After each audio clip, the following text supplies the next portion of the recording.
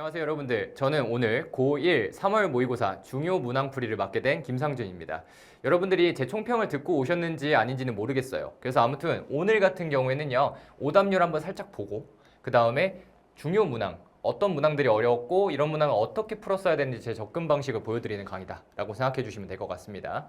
보시면 저에 대해서 간단하게만 소개를 할 건데, 어차피 제 강사 페이지에 이미 전체 OT와 그 다음에 제 총평에서도 역시 제가 소개를 열심히 해놨기 때문에 최대한 간단히만 이야기를 하고요. 그 다음에 오답률 전체적으로 확인한 다음에 어려웠던 상위 문항들 같이 풀이를 하고 제 수업에 대해서 간단하게 이야기를 합니다. 근데 강사 소개나 수업 소개는 이미 제가 OT를 많이 찍어 놨어요. 그렇기 때문에 여러분들은 그 영상을 확인해 주시는 게 더 정확할 것 같고요. 저는 오늘 문항풀이 위주로 진행을 한다라고 생각해 주시면 됩니다. 저는요, 고려대 나왔고요. 대치동과 목동 등에서 수업을 하고 있는 김상준이라고 합니다. 저는 원래 고3 수능만을 강의하는 고3 수능 강사입니다. 근데 이제 이 이투스 인강에 들어오면서 고1, 2 학생들이 먼저 수능을 준비하고 싶어하는 학생들에 대한 수요가 되게 많다는 걸 알게 됐어요. 그래서 근데 당장 고3 수능을 듣기에는 이 고1, 2 모의고사하고 갭도 너무 크고 학생들이 공부나 준비가 되지 않은 채로 들어온다는 게 너무 힘든 일이라는 걸 알게 됐어요.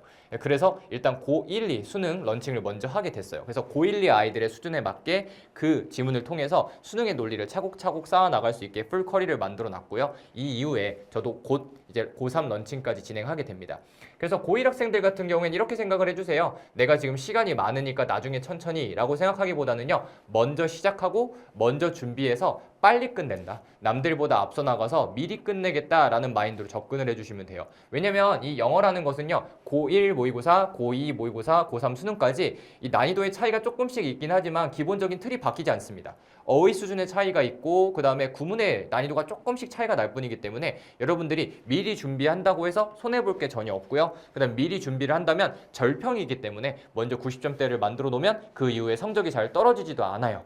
꾸준히만 준비를 해주시면요. 그렇기 때문에 미리 준비하는 게 가장 유리한 과목 중에 하나이기도 합니다. 그래서 미리 준비해서 미리 끝낸다라고 생각해 주시면 되겠습니다.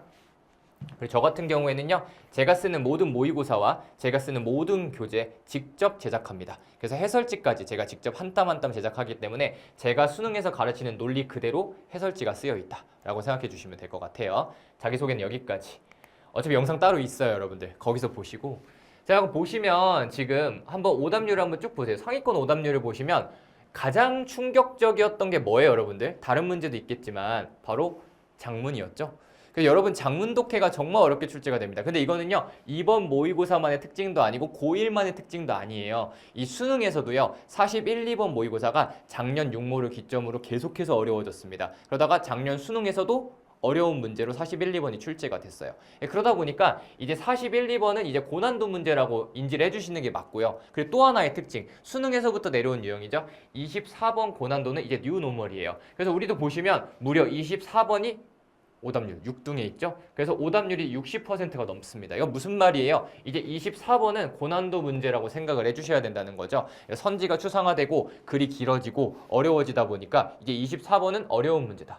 그 다음에 아까 42번과 마찬가지로 이 어휘 문제가 계속 어려워지고 있어요. 여기 오타가 좀 있네요. 81%는 아니고 55%입니다. 이거 오타입니다. 이거 고칠까요? 고칠게요. 그래서 55%입니다. 그래서 절반 이상이 틀린다는 뜻인 거죠. 절반 이상이 틀립니다. 이거 3학년 거에서 오타 잘못 쓴 겁니다. 3학년은 이 어휘가 1등이었거든, 세상에. 그러니까 여러분 어때야 돼요? 어휘 준비 열심히 하셔야 된다는 뜻입니다. 그 다음에 이제는 빈칸보다 순삽이 더 까다로워요. 지금 오답률 상위권을 보세요. 지금 우리 오답률 상위권에서 39번하고 38번이 보이지만 빈칸은 34번, 1번이 어렵기는 했는데 이제 슬슬 올라오는 추세고, 그 다음에 고2하고 고3 모고에서는요, 이 순삽이 빈칸들보다 상위권에 차지할 때도 되게 많습니다. 그러다 보니까 이제는 순삽 준비를 굉장히 많이 해주셔야 된다. 그리고서 빈칸은 학생들이 어려워하는 게 그냥 빈칸에 대한 논리 자체를 어려워해요. 그래서 문제 유형에 대한 적응을 잘 못하기 때문에 오답률이 더 높게 뜨는 편이고, 제가 개인적으로 봤을 때 수능의 글 난이도, 지문의 난이도나 문제적인 논리 구성으로 봤을 때는 순삽이 더 어려워지고 있습니다. 이것도 꼭 생각해 주시고, 그 다음에 빈칸은요, 그냥 쉽게 나와도 절반은 틀려요. 애들이 일단 반은 틀리고 들어갑니다. 네 문제 중에 두 문제 정도는 틀리고 들어가기 때문에 이게 항상 오답률 상위권에 있을 수밖에 없다. 근데 빈칸의 논지가 계속 어려워지고 있는 건 아닌데 이건 이제 말 나온 김에 좀 말씀드리면 여러분들 고1이지만 이 고3 수능에서는요 어떤 빈칸들이 나오고 있냐면요 세부적인 사항과 원인을 물어보는 빈칸이 등장하고 있어요. 예를 들면 because 뒤에 빈칸이 뜬다든지 아니면 if나 when처럼 조건을 물어보는 빈칸이 나오고 있다는 거죠. 이거 충격적이죠. 그 다음에 이제 not이나 never 같은 부정어구를 줘서 원래 내가 알고 있는 내용의 반대를 골라야 되는 빈칸 이런 것들 그래서 내가 세부적으로 논리를 비트는 빈칸들이 많이 출제가 되고 있습니다. 그래서 그런 대비들도 제 수업과 같이 한번 해보시면 좋을 것 같은데 일단 오늘은 모고풀이니까 모고를 진행할게요. 자, 아무튼 각설하고 일단은 어려웠던 문제들 위주로 풀이를 한번 진행을 해보도록 하겠습니다. 오늘은 이제 풀이하는 날이니까 전체적인 총평은 여러분들 제 총평 강의가 따로 유튜브와 저희 홈페이지에 업데이트가 돼 있어요. 제 거 총평 보시면 됩니다. 굉장히 꼼꼼하게 총평하는 편이거든요. 간단하게 하지 않고 권역별로 문항별로 제가 해드리기 때문에 총평 들어보시면 그것만 보시더라도 어느 정도 문항 풀이가 될 정도입니다. 그렇게 생각을 해주시면 되겠고 그러면 저는 제 강의를 듣는 친구들이 아니라고 가정을 하고 한번 수업을 해볼게요. 물론 제 수업 듣는 친구들은 조금 더 가볍게 들을 수 있을 것 같고요. 가보도록 하겠습니다. 저는요 논리적인 구조에 따라서 글을 읽는 걸 좋아합니다. 어디만 읽으라고 발췌독을 시키진 않아요. 다만 우리가 수능에서는요 여러 가지 연결사나 여러 가지 장치를 통해서 내가 하고자 하는 말을 강조하고 주장을 보여주고자 하는 장치들을 문장 안에 심어놔요. 그럼 우리가 반대로 그 심겨져 있는 장치들을 알고 읽는다면 조금 더 쉽게 주제를 뽑고 조금 더 쉽게 문제를 해결할 수 있겠죠. 그래서 그러한 장치들을 저는 이제 논리적 구조들이라고 부르고 그 논리적 구조들을 제가 항상 미리 표시하는 과정을 스키밍이라고 부릅니다. 그래서 이번에도 스키밍을 해보면 일단 첫 문장은 제가 항상 리드 문장이라고 부르거든요. 그래서 글의 주제를 줄 때도 있지만 전체적으로 글에 나아갈 방향성을 제시하는 문장이에요. 그래서 항상 첫 문장은 중요한 문장이기 때문에 읽고요. 그 다음에 요 글은 우리가 논리적인 장치를 나타내는 그러한 장치들이 많지는 않아요. 밑에 보시면 와요. 양보가 등장을 하는데 양보가 등장을 했을 때는 비록 뭐뭐일지라도 란 뜻이기 때문에 이 주절이 항상 주제입니다. 그래서 주절에 must, 당위성, should, must, 당위성까지 나타냈기 때문에 얘가 주제예요. 그러면 지금 주제 문장이 함의적으로 출제가 된 거죠. 즉 무슨 말이에요? 주제를 찾으라는 겁니다. 근데 함의 문장은요. 어디에 있든 이 함의 추론 유형은 어떻게 푸시면 되냐면 항상 주제를 찾으시면 돼요. 그래서 글의 주제하고 가장 가까운 선지를 골라서 찍으시면 됩니다. 아직까지는 그 외의 유형으로 출제된 적이 수능에 없기 때문에 항상 그 유형으로 공부를 해주시면 되고요. 추후에 조금 더 어려워지고 다른 세부적인 걸 묻는 함의추론이 나온다면 그때 대비하셔도 늦지 않습니다. 그래서 항상 필요한 것만 공부를 해야 돼요. 우리 절평이니까요. 그럼 이제 큰 논리적 구조가 없고 이렇기 때문에 빠르게 읽어 나가면서 답을 한번 풀어보도록 할게요. 자, 가봅시다. We are now, 우리는 현재 at a point of 어떤 지점에 있습니까? unprecedented. 밑에 있기는 하지만 자주 나오는 단어니까 외워두세요. 전례 없다는 뜻이에요. 이전에 사례가 없다는 뜻이죠. 전례 없는 유전적이고 문화적이고 환경적인 힘을 갖는 지점에 왔대요. as a species, 종으로서. 그러면 지금 우리 인간이라는 종이 문화나 환경이나 여러 가지에 있어서 지금 힘을 갖고 있다는 뜻인 거죠. 힘이 좋아요. 그래서 we are linked to nearly every other person on Earth. 그래서 이 지구, Earth, 지구에서 거의 모든 다른 사람하고 한 달이 걸쳐서 다 할 정도래요. 뭐 알겠습니다. 힘을 갖고 있다는 뜻이에요. 그래서 we are embodied individual, trapped within limited time. 당연한 얘기죠. 우리는 시간적인 제한에 갇혀 있는 개인이에요. 그죠? 우린 육체적으로 embodied, 육체적으로 시간이라는 제한에 갇혀 있는 사람이지만 we are also, 우리는 또한 network data stream. 우리는 네트워크화된 데이터의 흐름이며 메모리, 기억이며 인플루언서고요. and part of grander humanity. 더 큰 인류의 일부다라고 이야기를 하고 있죠. 그러면 지금 인간이라는 건 시간적인 제약이라는 건 존재해요. 이건 존재하지만 우리는 어떻다? 더 큰 인류 일부로서 뭐 여러 가지 기능을 갖고 있다고 합니다. 이렇게 이야기를 한 거죠. 오케이. 자, 그러면 our decision today, 오늘날의 의사결정은 have far-reaching impact. 그래서 널리 퍼지는 영향력을 가져요. 그래서 that place a responsibility on us to become a good ancestor, to take the long view and time travel for the imagine. 아우, 너무 길다. 천천히 끊어가면서 읽어볼게요. 자, 그럼 영향을 주는데 그래서 책임감을 갖게 만든대요. 뭐가 되는 책임감일까요? 좋은 조상이 되어야 되고요. Take the long view, 장기적인 관점을 가져야 되고요. 그리고서 and time travel, forward, 앞으로 시간 여행을 해야 된대. 뭐를 상상하는? Well-being of billions of people, 수십억 명의 사람들의 안녕을 상상하는 시간 여행을 해야 된대요. 그래서 어떤 사람들? Lives will be lived in the world we are currently making. 우리가 현재 만들고 있는 세상에서 살게 될 미래 인구들이야. 미래 인류들이야. 그래서 시간 제약은 있지만 더 큰 인류의 일부고 그래서 우리는 결국에는 책임감을 가져야 돼요. 근데 이게 누구를 위한 책임감이에요? 미래 세대를 위한 책임감인 거예요. 괜찮나요? 이렇게 글이 흘러가고 있는 거예요. 그래서 글이 큰 연결사적 논리가 없기 때문에 그냥 주르르르 글이 계속 흘러 내려가는 겁니다. 그럼 여러분들 어떻게 하시면 돼요? 그냥 쭈르르르 읽고 내려가시다 보면 마지막 쪽에서 근거가 나오는 겁니다. 그냥 흘러 내려가시면 됩니다.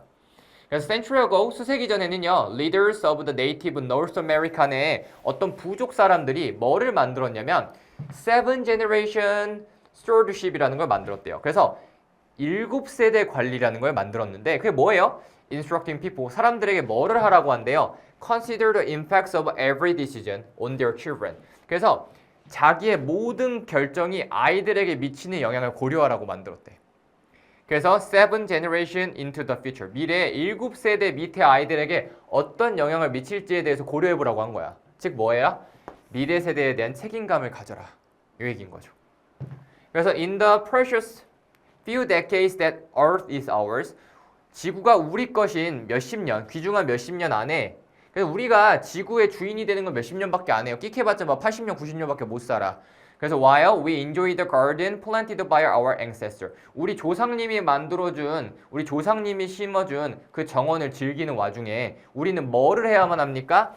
Not steal the shade from our descendant. 우리 후손으로부터 그늘을 뺏으면 안 된다라고 이야기를 했죠. 그럼 뭐 하라는 거야? 미래 세대에 대해서 책임감을 가져라 라는 걸 쓰시면 돼요. 근데 이 문장의 오답률이 높았던, 이 문제의 오답률이 높았던 건 제가 아까 빈칸에서도 말씀드렸듯이 이 not을 이용한, 이 부정어구를 활용한 논리 때문이었던 거예요.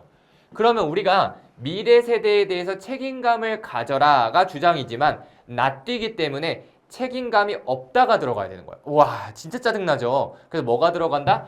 책임감이 없다. 요 내용이 들어갔어야 되는 거예요. 그래서 단순하게 책임감을 가져야 된다를 고르셨던 친구들은 틀린 거죠. 이런 식으로 논리 장난을 친다. 쉽지 않죠, 그죠? 나는 1학년인데, 그죠? 근데 이제 벌써부터 나오기 시작한다. 그럼 여러분들 3학년은 논리가 어떨까요? 정말 대단합니다. 여러분들이 항상 공부 열심히 하셔야 돼요. 자, 그러면 일단 답안을 찾아볼게요. 1번 보시면 Ignore the benefit passed down from our fathers. 그러면 우리 조상님들로부터 온 그 이점을 무시해서는 안 된다. 근데 지금 조상님들과의 관계가 아니고 미래 세대에 대한 얘기이기 때문에 바로 키워드 이탈이니까 날릴게요. 그럼 2번에 보시면 Remove environmental problems our generation faces. 우리 세대가 지금 직면하고 있는 환경적인 문제를 제거해서는 안 된다고요? 뭐 말도 안 되는 소리고. 3번 보시면 Blame our children for their lack of responsibility. 우리 아이들이 책임감이 부족하다고 비난해서는 안 된다? 지금 아이들에 대한 책임감 아니에요. 우리 세대의 책임감이죠. 그 다음에 4번 Take care of a resource to give the future generation. 이거 고르면 안 된다고. 그래서 미래 세대에게 줄 자원을 아끼자. 이거 안 된다고. 그럼 앞에 낫이 있기 때문에 아끼지 말자가 되는 거잖아. 그럼 니들 어쨌든 애해. 이거 되는 거잖아. 그렇기 때문에 오히려 4번을 고르면 안 되는 거예요. 조심해야 되죠. 그다음에 5번을 보시면 Take from future generation what they deserve to have. 그래서 걔네가 가져 마땅한 거 what they deserve to have. 걔네가 가져서 마땅한 것들을 뺏어오면 안 된다겠죠. 답이 5번이 되는 겁니다. 요런 논리. 그러니까 내가 주제를 알더라도 낫이 있기 때문에 논리를 한번 바꿔줘야 되는 이런 고난도 문제들. 이런 것들이 요즘 여러분들을 괴롭히고 있다. 근데 이제 이런 건 어떻다? 이제는 어디도 나와요? 1학년 3월 모의고사에도 나온다. 그러면 2학년, 3학년은 어떨까요? 상상만 하세요. 상상만 하시고 열심히 해보세요. 만약에 궁금하신 친구들은요. 작년 2026학년도 수능 한번 뽑아서 몇 문제만 풀어보세요. 그러면은 하고 아시게 될 겁니다. 그러면 이제 나 공부 진짜 열심히 해야겠다 라는 생각이 드실 거예요. 자, 그러면 이번엔 이제 24번 한번 보도록 하겠습니다. 이 24번이 항상 말씀드렸듯이 요즘 많이 어려워졌어요. 어쩔 수 없습니다. 근데 제가 실수가 아니고 논리 표시를 안 해놨죠? 없습니다. 그래서 이런 걸 뭐라고 부르냐면요. 이런 걸 단순 나열이라고 불러요. 큰 논리적 전환이 없이 그냥 쭉 흘러가는 글입니다. 그럼 이런 글들은요, 학생들이 그래서 어려워요. 뭔가 이런 거 나오지도 않고 뭔가 논리를 확 비트는 것들이 안 나오니까 그냥 글이 아까 시냇물 흘러가듯이 졸졸졸졸 흘러내려가요. 그럼 이런 글들은 주제가 어디서 나올까요? 아까 제가 뭐가 중요하다고 말씀드렸죠? 리드 문장, 첫 문장이 중요하다고 말씀드렸죠? 그래서 대부분 첫 문장에서 중요한 얘기를 하는데 와우, 진짜 짧게 주죠? 미칩니다. 근데 이럴 때는요, 항상 뭘 기억하시면 좋냐면 단순 나열들은 주로 마지막 쪽에서 이 양괄식으로 다시 한번 주제를 주는 경향성이 커요. 그렇기 때문에 마지막 부분 한 번 더 읽어보시면 도움이 될 겁니다. 근데 얘는요, 그럼에도 불구하고 되게 조금 추상적이고 함의적으로 글을 줬어요. 그래서 많이 어려웠을 겁니다. 그 다음에 선지 논리도 함의적이었어요. 그러다 보니까 오답률이 높을 수밖에 없었던 킬러 문항 중에 하나다. 그래서 학생들이 막간을 이용한 어휘 지식, 킬러 문항 하면 너 죽이는 문항, 어려운 문항 이렇게 생각하는데 아니에요, 여러분들. 킬러가 빵빵 킬러가 아니고 킬러가 영어로 주요한이라는 뜻이 있어요. 그래서 킬러 문항이라고 하면 주요 문항이라는 뜻입니다. 그래서 오늘 킬러 문항 풀이라는 거죠. 킬러가 너 죽인다 이거 아닙니다. 자, 그러면 habits aren't bad. 그러면 습관이 나쁜 게 아니래요. 알았어요. 그러면 we need them to survive. 생존을 위해서 필요하대요. 그럼 일단은 습관이라는 게 어떻다? 좋다는 얘기인 거죠. 뭐를 위해 좋아요? 우리의 생존에 좋다는 이야기로 시작을 한 겁니다. 맞나요? 습관이라는 건 생존에 좋다.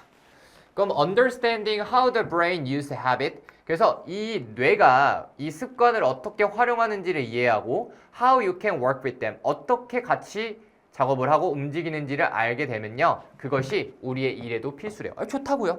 습관을 이해하는 게 좋다. 그래서 습관을 이해하면 좋다 이겁니다. 자, one question to ask is 그럼 이제 물어볼 것이 Are you really trying to break a habit? 네가 진짜로 그 습관을 깨려고 노력을 하고 있냐? 아니면 would you do better? 더 잘하려고 하고 있냐? By attaching to another one. 다른 거를 이어붙여서 잘하려고 하냐를 물어볼 거래. 그래서 이거는요. 우리가 temptation bundling이라고 부른대요. 그러면 우리가 지금 이런 상황에서 습관을 깨려 하고 있냐? 아니면 무언가를 붙여서 상황을 개선하려고 하고 있냐? 라고 물어본 거죠. 내가 어떻게 알아? 그래서 얘기해 주겠죠. 그러면 보시면 이 왈튼 프로페서인 KTC가 led a research project, 연구를 한 거예요. 그래서 이거 뭐예요? 대문자 나오는 건요. 이름이에요. 그럼 굳이 열심히 읽지 마세요. 이러한 연구가 있는 거야. 이럴 때는 그냥 연구라고 하세요. 그럼 이제 이거에 대해서 연구로 넘어갑니다. 그러면 우리가 주장하는 글에서 연구가 나왔을 때 뭐가 중요할까요? 그쵸. 연구의 결론이 주장인 겁니다. 맞지? 그럼 이제 연구 들어가서 결론 찾을게요. Where participants could only have access to their audio device. 자기 오디오 장치에 언제만 접근을 할 수 있냐면 while at the gym. 운동하러 가서 헬스하러 갔을 때만 내가 오디오 디바이스를 이용할 수 있대. 조건을 준 거죠. 실험 조건은 나한테 주제가 아니죠. 빨리빨리 지나가세요. This is a tempting habit. 그래서 이거는 굉장히 끌리고 유혹적인 습관인 거죠. 그래서 listening to that awesome audiobook. 그래서 끝내주는 오디오 전자책을 들을 수 있는 거야. 이건 내가 땡기는 습관이죠. 이것을 뭐랑 연결을 해요? Habit people would like to build but may otherwise be forced to put up. 내가 만들어야 되지만 어떻게 생각이 돼요? 자꾸 미루고 싶은 운동 같은 습관하고 연결을 짓는 거야. 그러면 지금 연구는 뭘 한 거예요? 내가 좋아하는 습관과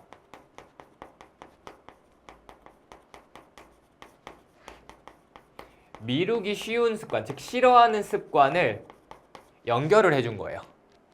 그래서 이 두 가지를 엮어서 하나로 묶은 거지. 내가 노래 듣는 거 좋아해? 아니면 오디오북 듣는 거 좋아해? 아니면 드라마 보는 거 좋아해? 그러면 운동하러 가서 러닝머신에 올라갔을 때만 내가 그거를 듣고 볼 수 있게 하는 거지.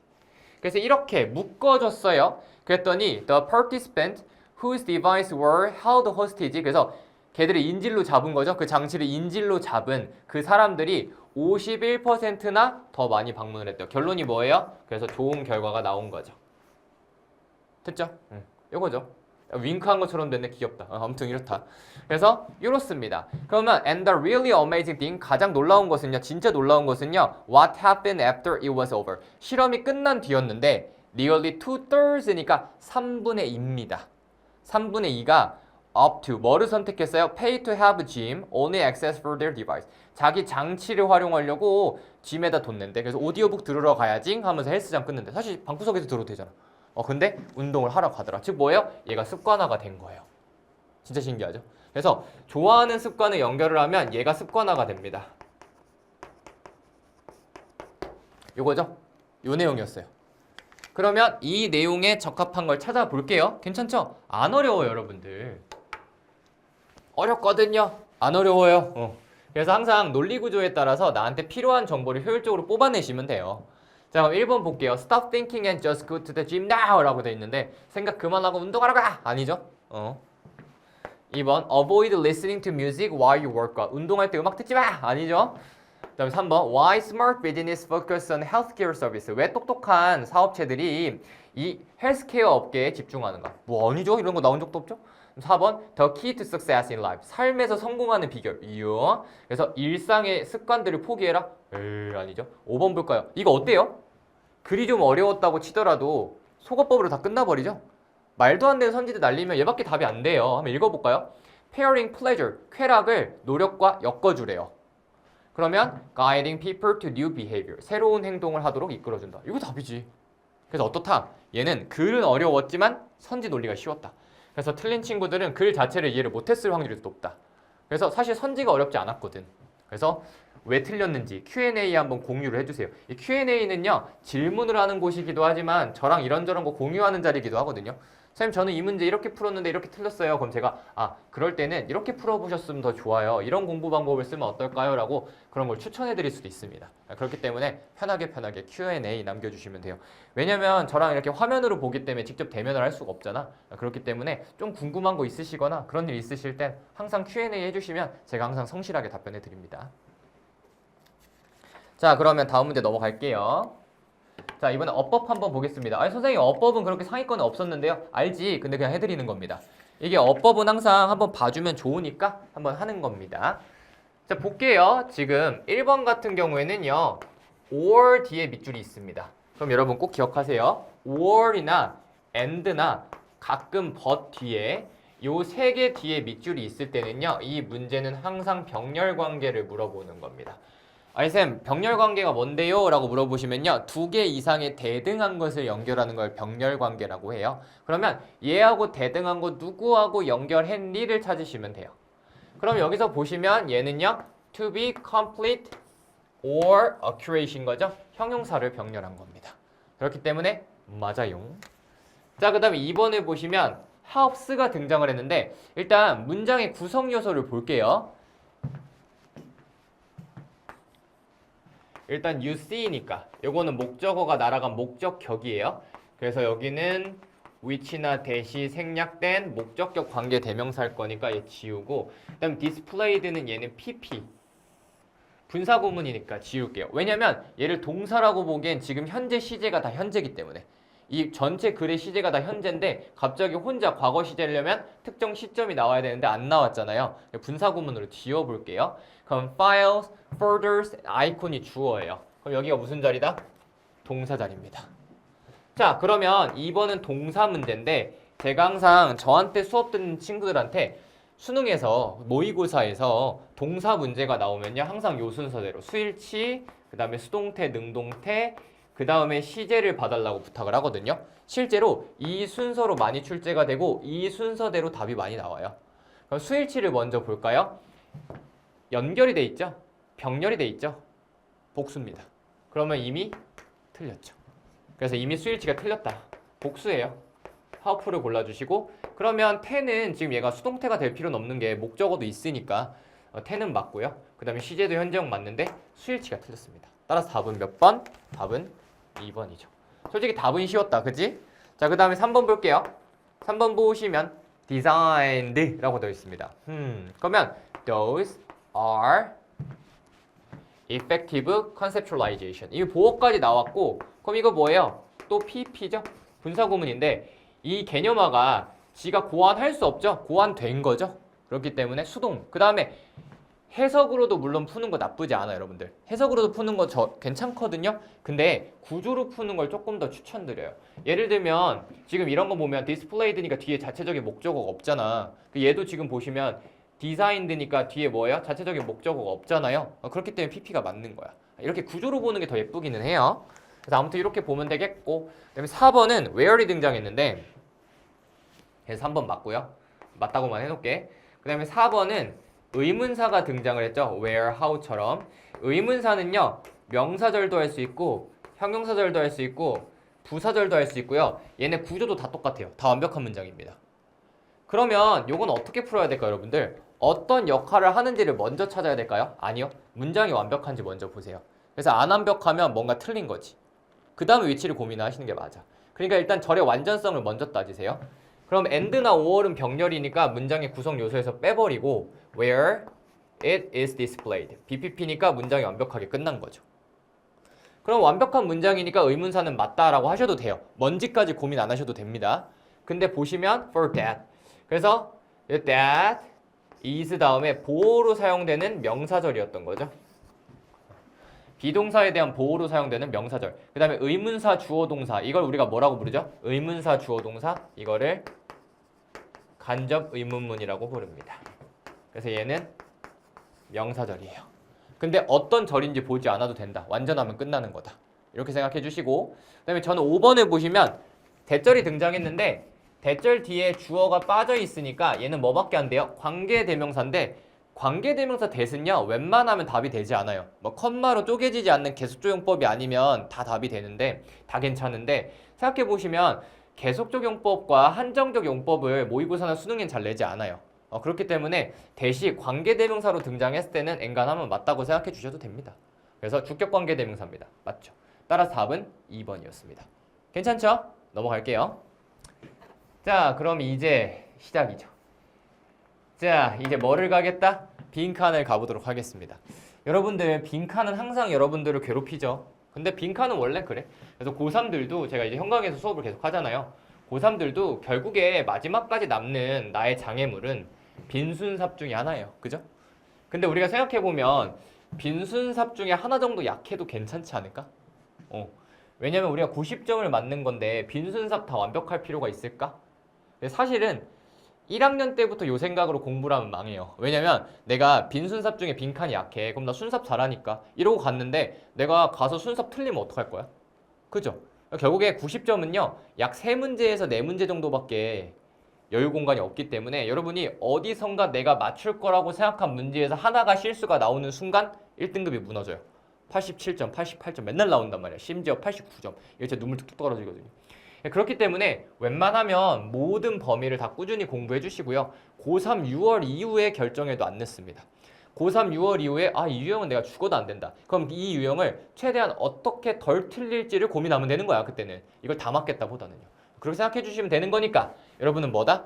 고1, 2 때는 뭐 해라? 모든 유형 꼼꼼하게 다 공부하세요. 그래야 여러분들이 나중에 약점 없는 사람이 됩니다. 그래서 굳이 약점을 가진 채로 고3을 올라가겠다? 이해할 수 없습니다. 그래서 아무튼 그래요. 자, 그럼 선지 논리 먼저 볼게요. 자, 항상 제가 선지를 먼저 읽는 이유는 이제 짧은 단어니까 상관이 없지만 뒤에 문제를 보시면 선지를 읽었을 때 이 글의 핵심적인 단어, 키워드가 뭔지도 알 수 있고요. 그 다음에 내가 선지를 읽어봤을 때 내가 만약에 선지를 2개 이상 몰라. 그럼 내가 본문을 잘 이해를 하더라도 선지 논리에서 질 수밖에 없거든요. 그렇기 때문에 여러 가지 이점이 있기 때문에 일단 선지를 먼저 읽어봅니다. 스킵 포인트로 쓰기 위해서기도 하고요. 그게 아니라고 한다면 글의 포인트를 최대한 힌트를 얻고 가기 위함이기도 합니다. 자, 아무튼 리비전은 수정하고 개정한다는 뜻이고요. 인비테이션은 초대한다는 뜻이죠. 컬렉션은 수집한다는 뜻이고, 포지션은 소유한다는 뜻이고, 코오퍼레이션은 협력한다는 뜻입니다. 명사들이네요. 그럼 이제 본문 들어가 볼게요. 자, 얘는요 단순 나열이에요. 그래서 나한테 필요한 중요 논리가 없습니다. 그럼 이번에도 어때야 된다? 첫 문장과 마지막 문장에서 답이 나올 거다. 그러면 첫 문장과 마지막 문장을 통해서 최대한 주제 찾아서 주제 꽂으시면 됩니다. 왜냐면 세부 빈칸도 아니니까. 그냥 주어 자리니까. 해볼게요. 글은 짧아. 너무 신나. 제가 이거 찍기 전에 고2 거 찍고 왔거든요. 글 길이의 차이가 느껴지면서 행복하네요. 아무튼 봅시다. 자, 보시면 just like 마치 뭐와 마찬가지로 how other rooms in your home 너의 집에 있는 다른 방들이 그래서 cause anxiety when filled with too much stuff. 물건이 너무 많을 때 긴장감을 불러일으키는 것처럼 the same is true for kids. 아이한테도 마찬가지다. 그럼 어때요? 아이도 물건이 너무 많으면 긴장감이 높아진다는 뜻이겠죠? 그래서 if the play space, 놀이공간이 house every single toys that has ever been purchased for them since birth. 태어났을 때부터 걔들을 위해서 구매한 물건들로 가득 차 있어. 그러면요, they may not be able to express their feeling. 감정을 잘 표현하지 못하게 될 수 있고요. But they can feel overwhelmed by so much stuff. 너무 많은 물건에 의해서 압도감을 느낄 수 있다. 그래서 뭐예요? 아이의 방. 아이의 방에 물건이 너무 많아요.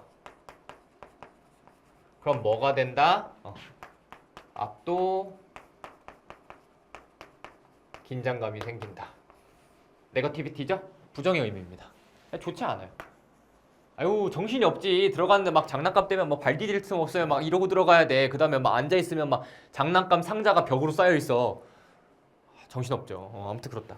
그렇다고 해서 이제 애착 인형을 함부로 버리면 안 되지만 너무 많으면 좀 힘들다. 이 얘기인 거죠.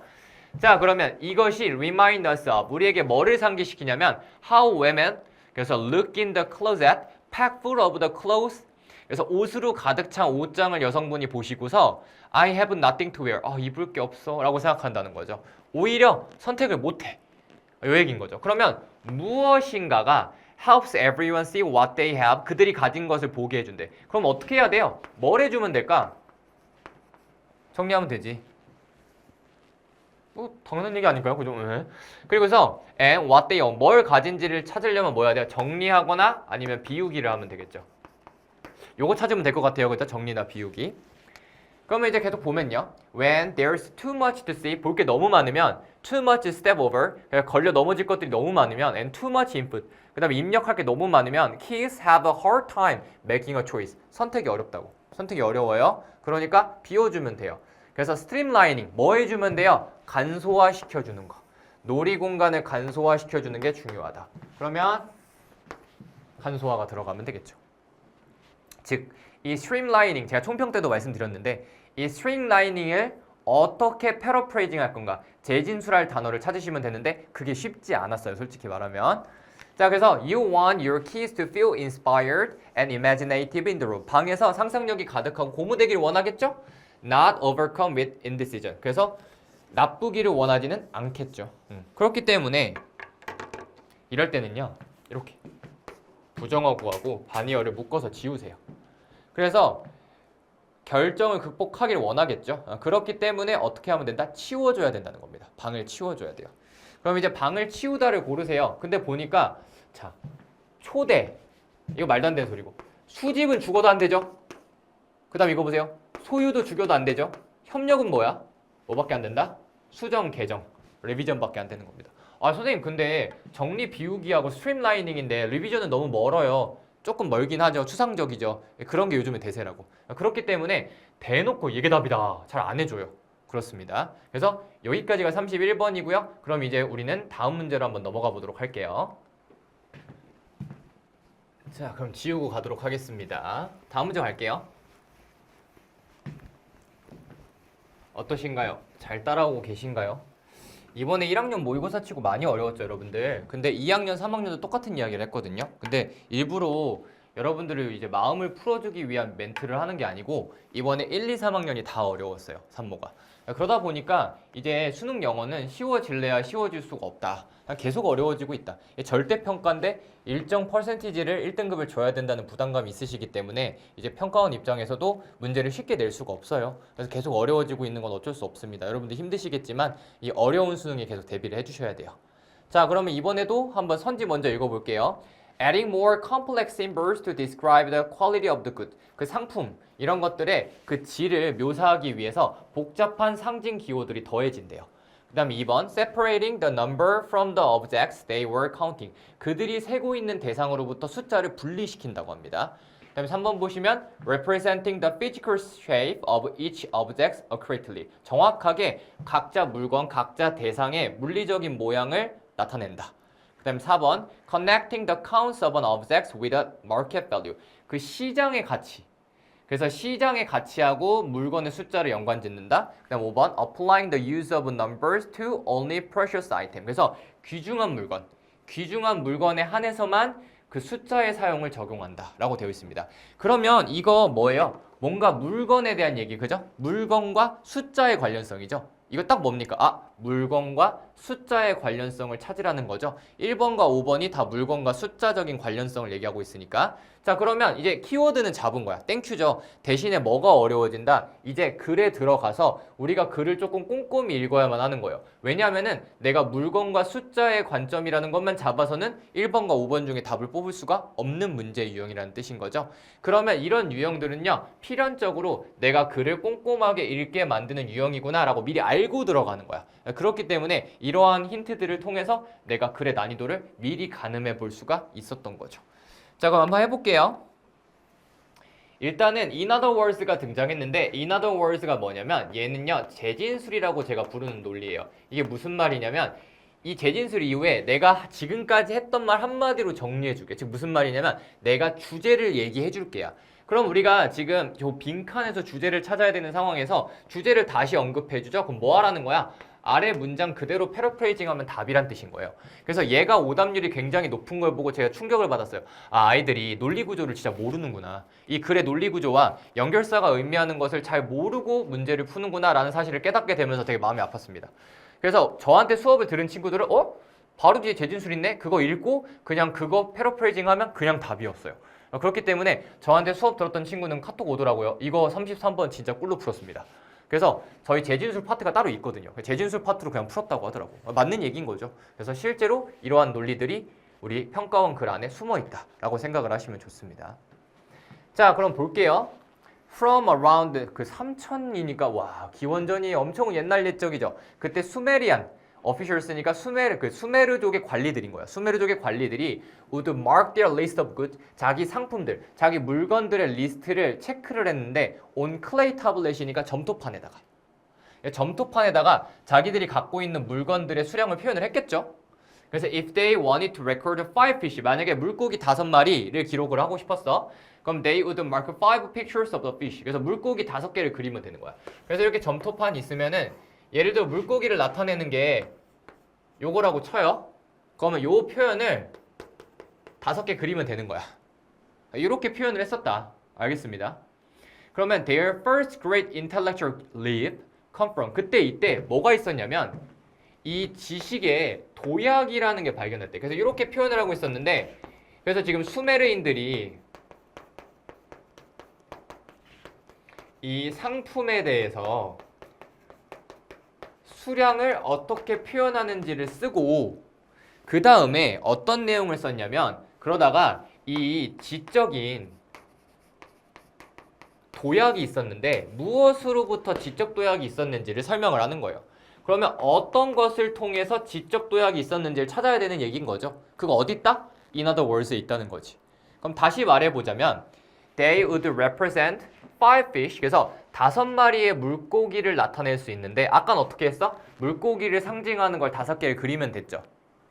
그래서 그렇게 그리면 됐었는데 이제는 5마리의 물고기를요, numeral, 뭘로? 숫자로 표현을 하는데 for the number 5. 그래서 5를 나타내는 숫자를 표현을 한 거야. 뭐 이렇게 안 썼겠지만 5라고 표현을 하게 된 거죠.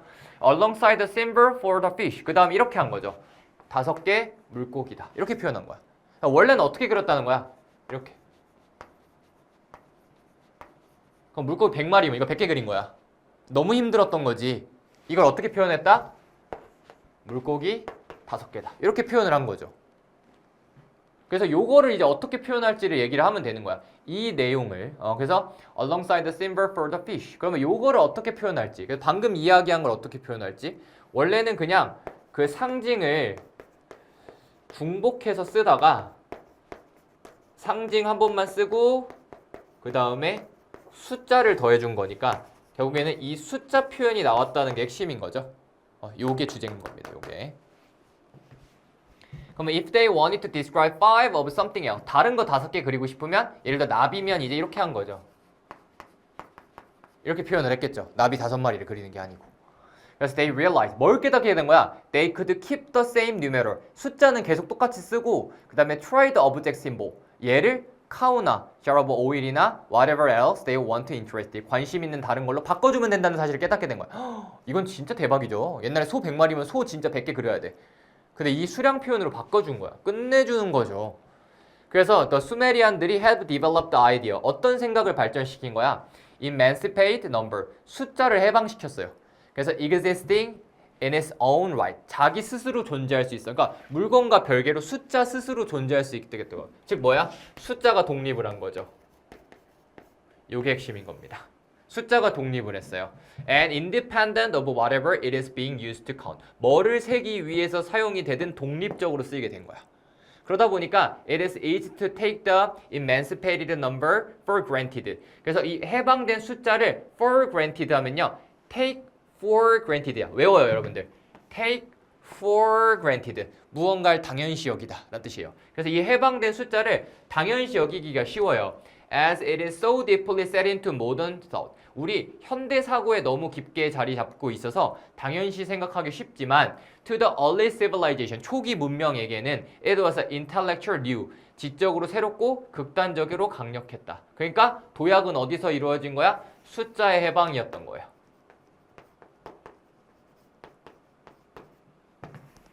됐죠? 이렇게 표현이 되는 겁니다. 그 완전히 이해하셨나요? 쉽죠? 나 왜 이렇게 어렵게 생각했을까? 그죠? 쉽습니다, 여러분들. 논리 구조만 알면 진짜 쉬워. 자, 한번 볼까요? 그냥 그러면 이 상품의 질을 나타내기 위해서 더 복잡한 상징을 더했다는 건 오히려 거꾸로 가는 거죠. 틀렸죠. 그다음에 2번에 보시면 separating the number from the objects they were counting. 지들이 세고 있는 물건으로부터 숫자를 분리시켰다. 얘가 답인 거죠. 나머지는 아까 읽었으니까 답은 2번이었던 겁니다. 이해가 가셨을까요? 잘 풀었기를 바라요. 자, 그러면 34번도 이거 글이 좀 기네요. 그죠? 일단 선지 한번 보겠습니다.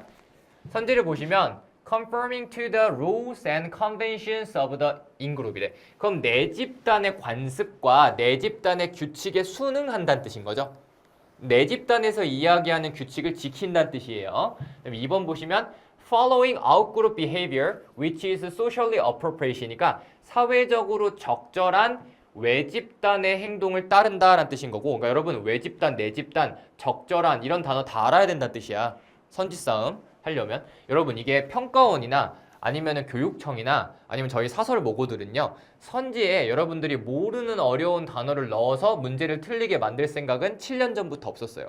그래서 이제는요 반대로 무슨 말이냐면 선지 안에 들어있는 단어는 여러분이 당연히 알아야 되는 필수 단어라는 뜻인 거야. 그래서 선지에 내가 모를 어려운 단어를 넣어서 문제 난이도를 높이겠다? 요즘 평가원의 기준이 아닙니다. 그렇기 때문에 반대로 말하면 선지 안에 있는 단어를 내가 모른다면 단어의 문제가 발생한 거야. 이렇게 생각해 주시면 돼요. 다음 3번 보시면 avoiding behaviors demonstrated by the in-group on purpose. 의도적으로 내 집단에 의해서 보여진 그 행동을 피한다. 4번 pursuing the most efficient strategy for completing the task. 그 업무를 마치기 위해서 가장 효율적인 전략을 추구한다 라는 뜻인 거고, 5번 maintaining an individual identity rather than group identity니까 rather than은 뒤에 거보다 앞에 거죠? 그룹의 정체성보다는요 개인의 정체성을 유지한다 라는 뜻인 겁니다. 그러면 서로 뭐 내 집단 외 집단 얘기 뭐 관습 얘기가 나오긴 했지만 크게까지 얽히진 않고요. 내 집단 외 집단과 관습 아무튼 한번 가볼게요. 한번 보도록 하겠습니다. 자 그럼 이번에도 논리를 한번 보시면요. in other words 또 나왔네. 이거 또 뭐 하라는 거야? 그러니까 이제 알겠죠? 재진술하라는 거니까 뭐 찾으라는 거야? 아 주제 꽂으라는 거구나. 이렇게 알 수 있다고. 그러면 빈칸 논리가 뭔지도 이미 알 수 있어요. 아 이거 그래 주제 고르라는 거네. 이미 알 수 있고요. 자 한번 볼게요. 일단은 제가 늘 말씀드리듯이 리드 문장은 중요해요. 그 다음에 지금 보시면 while 이거 아까도 잠깐 이야기했었는데 양보절이기 때문에 양보절이 나왔을 때는요 주절이 중요합니다. 그 다음에 indeed 같은 경우에는요 얘는 부가거든요. 부가는 같은 주제인데 다른 소재를 쓰겠다는 뜻입니다. 그러니까 주장 한 번 더 해주겠다는 뜻이니까 요 부가나 similarly, in addition 같은 애가 나오면 다시 주장 나온다고 생각해 주세요. 그 다음에 still은 역접이니까 방향성이 어디로 꺾이는지 보겠습니다. 이렇게 해서 주장을 여러 번, 한 두세 번 얘기해 줄 거기 때문에 여러분이 쉽게 답을 뽑을 수 있겠다. 자 볼게요.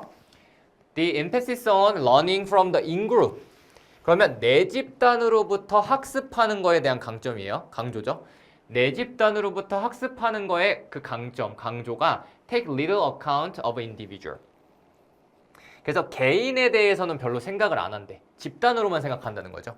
그러면 놀랍게도 while we may dislike some of the people in our in-group, 우리 내 집단에 있는 몇몇 사람 싫을 수도 있어요. 여러분들도 학교 가보면 싫은 사람도 있을 수 있잖아. 그렇지만 we still copy them. 여전히 그들을 복사한대요. 그러면 지금 이 내 집단의 행동을 따라하는 경향성이 크다는 거죠. 굉장히 커요. 싫어해도 따라할 정도니까. 그래서 뭐 똑똑한 분들이 이 copying behavior, 아까도 말했듯이 이 복제하는 행동, in context of observing how to open puzzle box, 그래서 이 퍼즐 박스를 어떻게 여는지에 대해서 카피하는 행동을 연구를 해봤더니 내 집단과 외 집단이 구분되더라. in a minimal way. 그래서 최소한의 방식으로. 그래서 using simple color coding of a wristband. 그냥 손목 밴드만 다르게 한 거야. 뭔가 막 싫어하고 좋아하는 사람 인종 이런 것도 아니고 그냥 밴드만 다르게 한 거지. 그래서 뭔가 대단하게 내가 편견을 가질 만한 상황을 안 준 거야. 그냥 밴드만 다르게 차서 외 집단, 내 집단을 나눴어요. 그때 the children, 아이들은요, didn't simply like all the members of their in-group. 내 집단 애들은 그냥 좋아해. 우리 팀이니까. 그리고서 they dislike those who behave in an antisocial fashion. 얘네가 비사회적인, 반사회적인 방식으로 행동을 하면 그래서 당연히 싫어하겠죠? 근데 실제로 they like these antisocial in-group member less than the pro-social member of our group. 그래봤자 외 집단의 친사회적인 애보다 내 집단의 반사회적인 애를 더 좋아한대. 그러니까 당연히 이거 봐봐. 내 집단에다가 친사회적이야. 얘가 제일 좋지. 내 친구. 근데 내 집단에 반사회적인 애가 있으면 얘보다 싫어 당연히. 그죠? 근데 그래봤자 외 집단에서 착한 애, 친사회적인 애보다도 내 집단의 반사회적인 이상한 애를 더 좋아한대. 그러니까 사람이 어떻다는 거야? 이 내 집단에 대한 경향성이 굉장히 크다는 얘기를 하는 거야. 괜찮아요? 그래서 하지만 they dislike didn't affect, 그들이 싫어한다는 것이 그들의 경향성. 아까도 말했듯이 이 카피하는 인그룹의 행동을 그래서 카피한다는 경향성을 바꿔주지는 못해요. 누구보다? 아웃그룹 애들보다. 결국엔 뭐를 한다? 싫든 좋든 내 집단을 카피한다. 이 얘기인 거죠. 내 집단을 카피. 그러니까 누구를? 내 집단을 따라하는 경향성이에요. 외 집단보다는 무조건 내 집단이야. 그래서 this over imitation, 이러한 과한 모방이 reveals that 뭐를 드러냅니까? We are not copying in order to learn how to open a box most efficiently. 가장 효율적으로 박스를 여는 법을 배우기 위해서 카피하는 게 아니야. 그냥 내 집단이니까 카피하는 거야.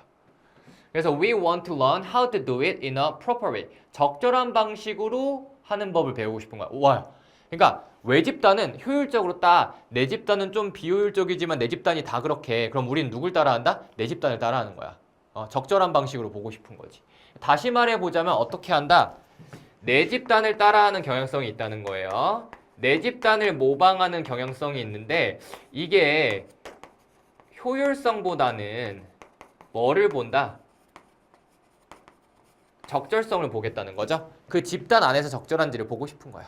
덜 효율적이더라도. 이것이 will be appropriately, 적절하게 demonstrate, 입증이 된 겁니다. 반사회적인 그룹 멤버들한테서도. 이해하셨죠? 그러면 이렇다. 그래서 이 카피하는 경향성이 굉장히 큰데 근데 그것이 꼭 효율성을 위해서 카피하는 거 아니다. 내가 내 집단에서 잘 지내기 위해서 카피. 이거 얘기하는 거죠. 자, 그럼 답을 한번 뽑아볼게요. 답을 한번 뽑아보시면요. 자, 1번 볼까요? 그러면 내 집단의 관습이나 규칙에 순응한다. 이게 맞겠죠? 그 다음에 보시면 지금 사회적으로 적절한 외 집단의 행동을 따른다. 이거 안 되죠? 안 따른다고 했어요. 3번을 보시면 지금 이 의도적으로 내 집단에 의해서 입증된 행동을 피한다? 아니죠. 따라하죠. 반대예요. 2번, 3번은 반대기 때문에 고르시면 안 되고 가장 효율적인 전략을 추구합니까? 아니라니까. 적절성을 따져요. 효율적이지 않아도 내 집단이 하면 할 거야. 그다음 5번 보시면 이거 아까 그 문장 때문에 틀린 거고 그 다음에 개인의 정체성을 우선한다? 아니죠. 집단 정체성이 더 우선이에요. 다 말도 안 되는 소리죠? 답이 1번밖에 안 됩니다. 얘도요. 글이 좀 이해하기 어려웠더라도 선지가 어차피 뻔한 얘기만을 했기 때문에 우리가 생각보다 쉽게 풀 수 있었다 라고 보시면 되겠습니다. 그러면 저는 이제 삽입 문제 하나 하고요. 요거 어렵게 나왔죠? 38번. 요거 하나 풀고 그 다음에 장문 독해 하고 마무리를 하겠습니다. 장문 독해가 어렵게 출제가 됐기 때문에 아무튼 일단은 지울게요. 지우고 38번 장문 독해 하고 우리 문항풀이 마무리하도록 하겠습니다. 저도 뭐 45문제 다 풀어드리고 싶지만 45문제 이때 다 풀면 몇 시간이고요. 그래서 그거 여러분들이 다 볼 수가 없고 그 다음에 상위권에 있는 문제들 효율적으로 좀 보여드리는 방식을 통해서 일단 보고요. 그럼 여러분들도 한번 확인해 보시고 자세한 것들은 이제 수업을 통해서 공부를 하셔야 되지 모의고사만으로 뭐 다 공부를 할 수가 없습니다. 그래서 아무튼 중요 문항들 위주로 해드리니까 잘 보시면 될 것 같고요. 자, 그러면 지금 보시면 38번 같은 경우에는요. 제시문의 논리를 아는 게 중요한데 does가 등장을 했어요. 그러면 이제 인과의 논리라고 제가 부르는 것 중에 결과가 등장을 한 겁니다. 근데 제가 항상 말씀드리는데 이거는 오늘 드리는 팁으로 외워도 돼. 제 수업에서 맨날 얘기하는 거니까. 이 인과의 연결사가 나왔을 때 이게 쉽지 않아요. 특히 원인보다는요. 결과의 연결사가 등장하면 이거 답 찾기가 쉽지 않습니다. 왜냐면 어디까지가 원인이고 어디까지가 논리가 끝인지를 끊어낸 다음에 그 다음에 결론을 마무리 지어야 되거든요. 그렇기 때문에 되게 애매해요. 그래서 찾기가 어렵고 그럼 선생님 결론이니까 무조건 4번, 5번이 답 아닌가? 야, 그렇게 생각하면 안 돼요, 여러분들. 그래서 물론 그렇게 나오는 경향성이 있을 수도 있어요. 통계적으로는. 하지만 굉장히 앞쪽에서 답이 뽑히기도 합니다. 그래서 결론 나오고 막 2번이 답이고 이런 것들도 실제로 수능에 많이 출제가 됐었어요. 그렇기 때문에 여러분들은 항상 편견 갖지 마시고 그 다음에 지금 보시면 1번에는 does가 있고 그 다음에 3번에는 for example 있고 4번에는 rather이 있기 때문에 이런 연결사들이 나온 문장들의 논리, 문장 간의 호응관계 잘 따져보시면서 풀어야 된다 라고 생각하시면 돼요. 그 다음에 이거는 배경 지식으로 알아두세요, 여러분들. 토마스 쿤이 나오면요. 이거는요. 패러다임에 대한 얘기입니다. 그러면 패러다임이 뭔가요? 라고 물어보면요. 프레임이에요. 틀입니다. 틀. 그래서 이 사람이 토마스 쿤이 과학 철학자였거든요. 그래서 과학사를 연구하는 과학 철학자였는데 이 사람이 연구를 하다 보니까 일련의 과학의 역사가 패턴이 반복되더라. 확장돼서 가다가 갑자기 와르르 무너지고 새로운 것이 다시 시작되다. 확장되다가 와르르 무너지고 반복 패턴이 등장하더라. 그래서 그 당시 과학자들 사이에서 널리 퍼져 있는 그 인식에 대한 틀을 패러다임이라고 부르겠다. 그래서 예를 들어서 코페르니쿠스나 이런 사람이 등장을 해서 기존의 틀을 깨는 순간 뭐가 일어난다? 패러다임이 무너지고 새로운 패러다임이 만들어지는 패러다임 쉬프트가 발생을 하는 거고 이 패러다임 쉬프트가 발생을 하면 세상이 한번 변혁을 한다. 요걸 이야기했던 게 토마스 쿤이거든요. 나오면 뭐다? 패러다임 얘기구만 하시면 돼요. 자, 아무튼 볼게요. 따라서 what we call major progress 읽어봐, 그지? 과학에서 주된 진보라고 부르는 것은요 from a less로부터 덜한 것으로부터 더 정확한 패러다임으로 가는 게 아니다. 그래서 이 과학적 진보라는 것은요 그래서 덜 정확으로부터 더 정확한 패러다임으로 이동하는 내용이 아닙니다 라고 이야기를 한 거죠. 그럼 앞에 어떤 이야기가 나오고 그렇기 때문에 결론이 이거거든요. 이거 쉽지 않아요. 그래서 문장 간의 호응관계 찾아보셔야 되고 항상 삽입이나 배열은 1번 전에서 그 다음에 무관한 문장이나 어휘도 무조건 1번 전에서 주장을 줍니다. 그렇기 때문에 주장 이해하고 가시면 돼요. As Kuhn proposed, 토마스 쿤이 제시했듯 our proposition, 명제예요. About the world, 세상에 대한 명제, 주장이에요. 세상에 대한 명제, 주장이 are embedded within paradigm 안에 있다. 그럼 세상에 대한 논리, 명제, 주장이 어디 있다? 패러다임에 있다. 그래서 roughly a network of interrelated commitments to a particular theory. 특정한 이론에 대해서 서로 상호적인 헌신, 상호적인 약속의 네트워크예요. 뭐라고? 틀이라고요. 이건 이런 거지. 물은 일기압에서 끓지. 이런 식으로 패러다임이 연결이 돼 있는 거예요. 그래서 지구는 태양을 중심으로 돌지. 이런 것들이 패러다임인 거죠. 현재 패러다임. 그래서 이론이나 conception of subject matter, 물질에 대한 개념이나 그 다음에 methodological practice, 방법론적인 관습들이 서로 약속이 되어 있는 게 틀이다. 패러다임이다.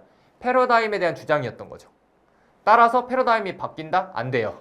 그러면 이 does가 연결이 되려면 이거에 대한 결론이 등장해야겠죠? 자, 볼게요. 따라서 when scientists undertake research, 과학자들이 연구를 할 때 they do so, 연구를 하는데 어디에서?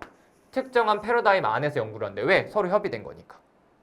괜찮네요. 그 다음에 even the most exacting measurement, 아주 가장 엄밀하고 정밀한 측정마저도 are only sensible. 뭐를 통해 자각하고 인지할 수 있어요? 패러다임을 통해서. 왜? 틀이니까.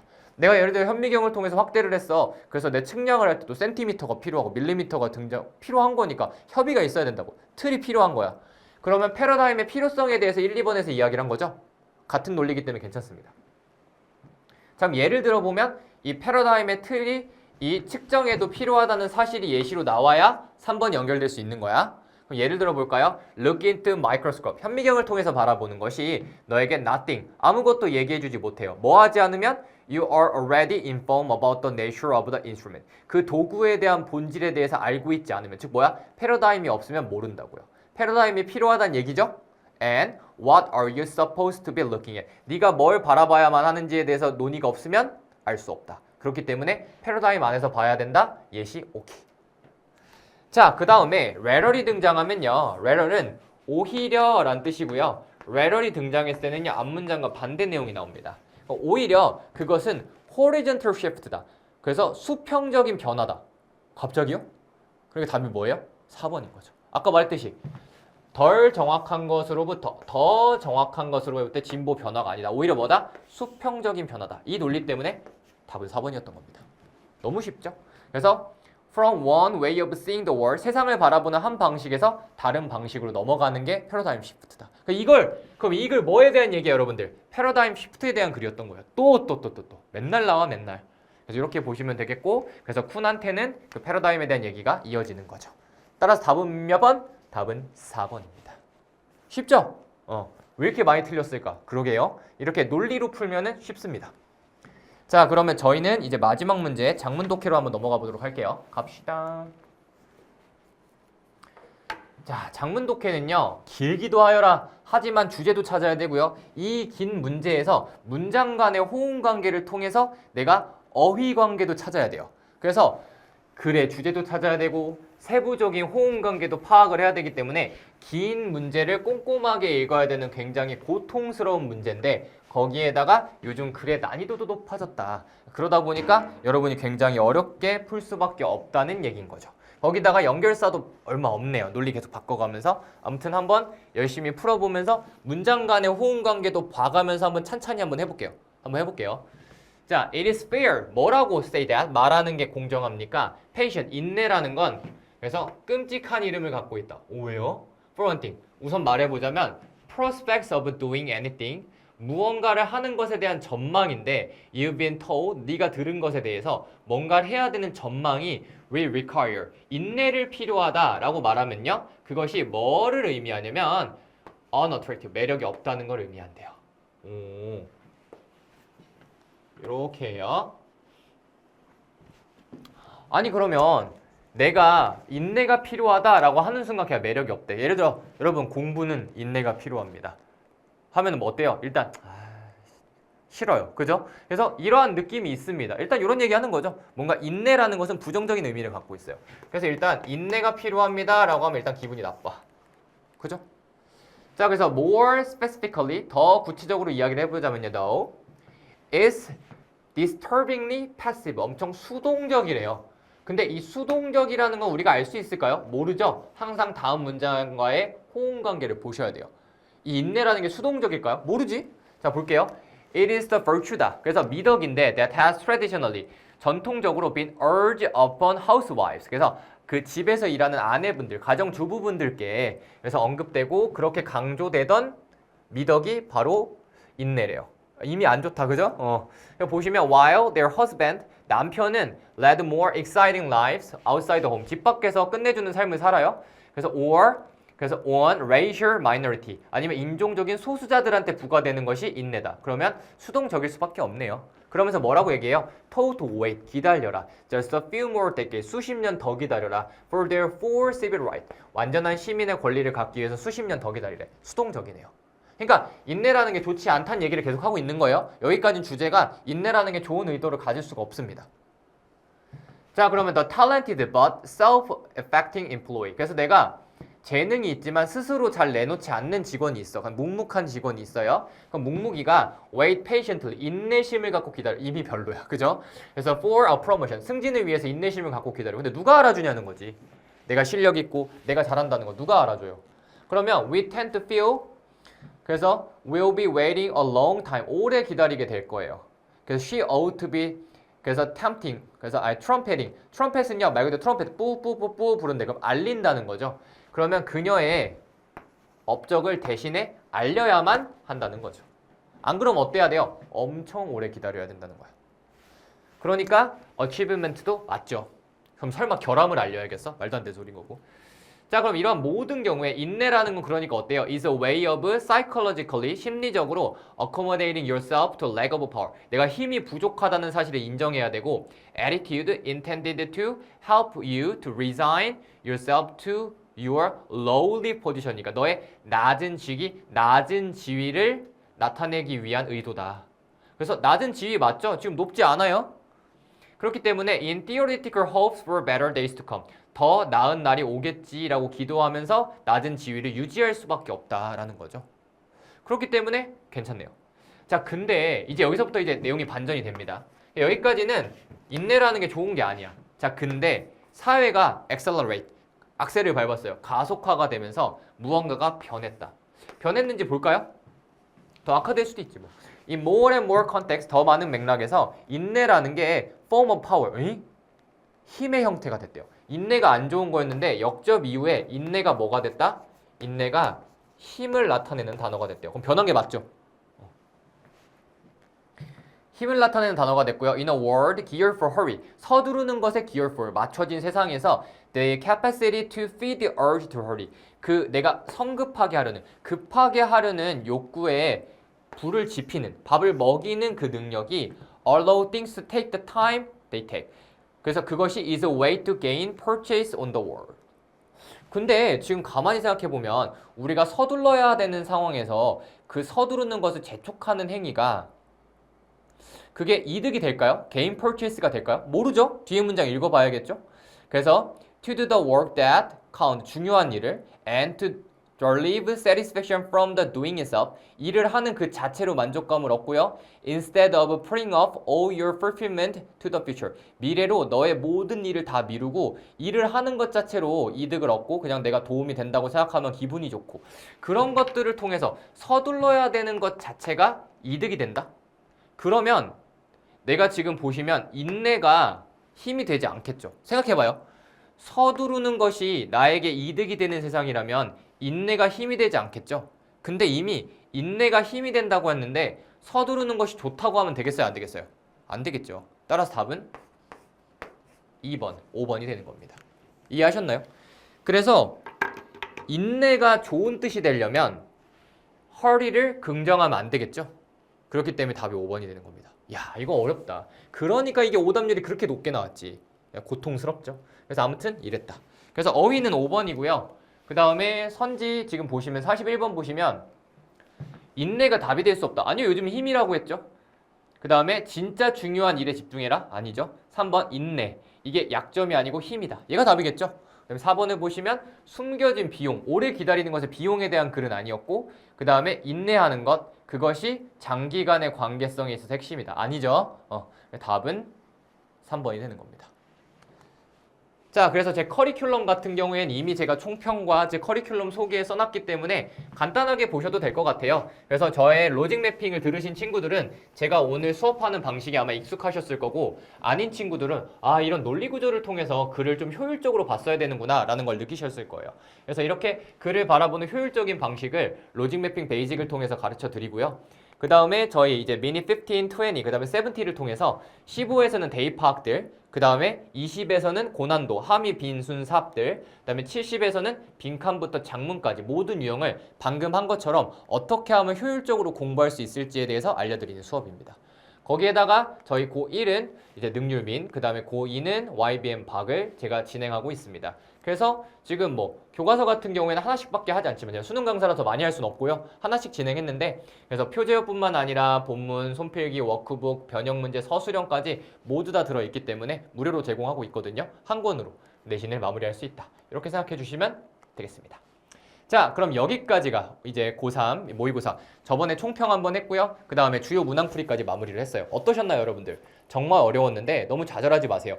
여러분들에겐 시간이 무기입니다. 고3 형님들, 누님들 생각해 보세요. 여러분들의 시간은 거기다 플러스 2년이 더 있죠? 그래서 충분한 시간이고 얼마든지 모든 걸 다 바꿀 수 있는 시간입니다. 항상 좌절하시기보다는 약점을 파악하시고 개선해 나가는 시간으로 지금의 시간을 사용하시면 될 것 같아요. 다들 너무 고생하셨고요. 저희는 수업에서 뵙게 된다면 더욱더 반갑겠네요. 여기까지 김상준이었습니다. 감사합니다.